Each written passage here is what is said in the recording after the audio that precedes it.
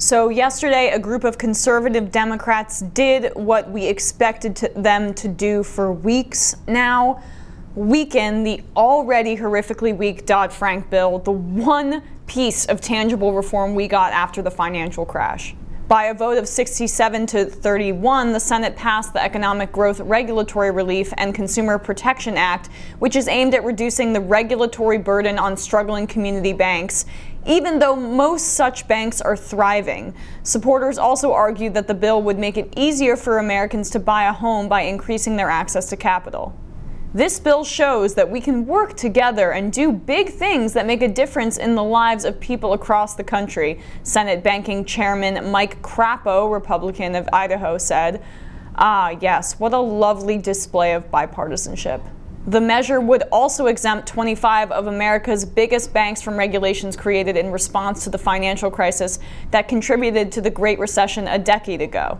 The Congressional Budget Office warned that the risk of another financial crisis would be slightly greater under this legislation. Let's stop there for a second. What this bill does is deregulate banks with assets up to $250 billion and says, you know what? Those banks should be regulated in the same way with the same less stringent protections and restrictions and reporting requirements as community banks.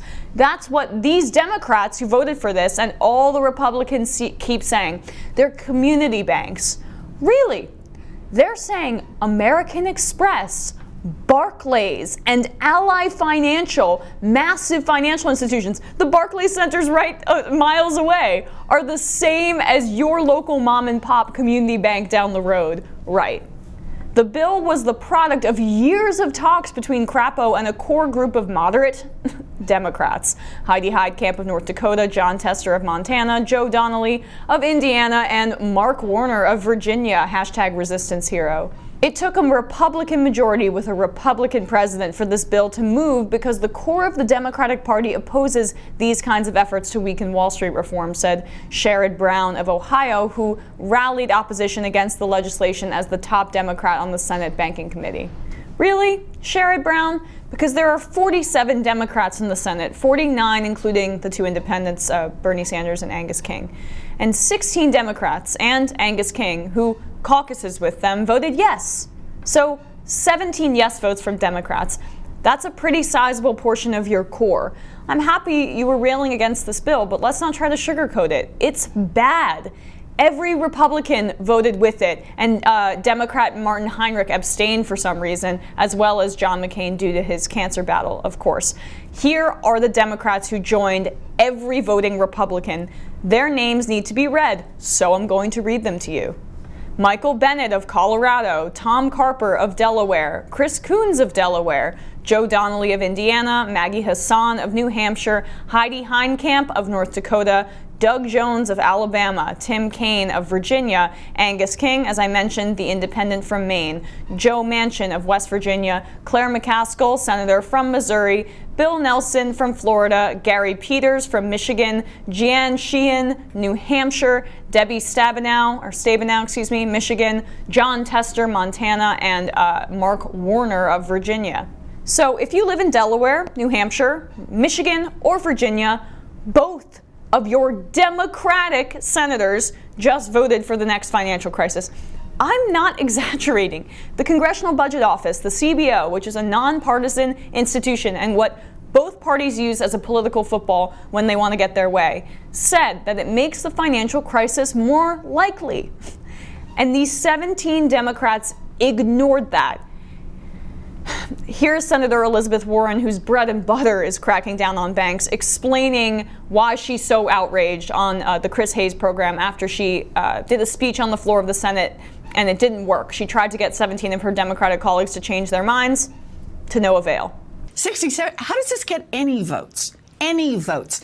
We are now, next week, will be the 10th year anniversary of when Lehman Brothers crashed and signaled to the entire world that the collapse of 2008 had started.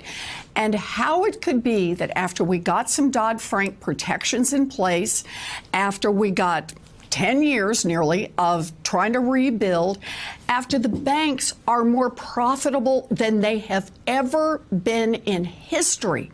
How could it be that this Congress is saying, I know what let's do. Let's make it easier for big banks to cheat American families. Let's make it easier for them to load up on risks. Let's take 25 of the 40 largest banks in America, banks that sucked down $50 billion in bailout money and nobody went to jail.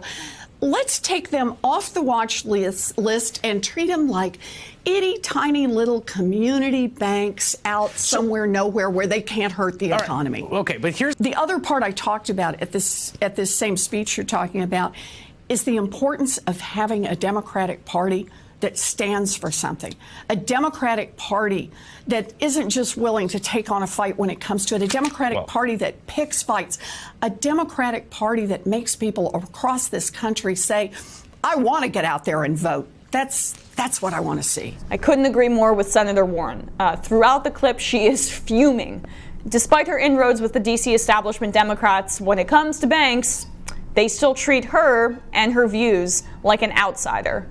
Why the money? Of course. It's as applicable in this issue as any issue. According to Open Secrets, the financial industry, tied in with the insurance and real estate industries, is by far the #1 sector that donates to our politics.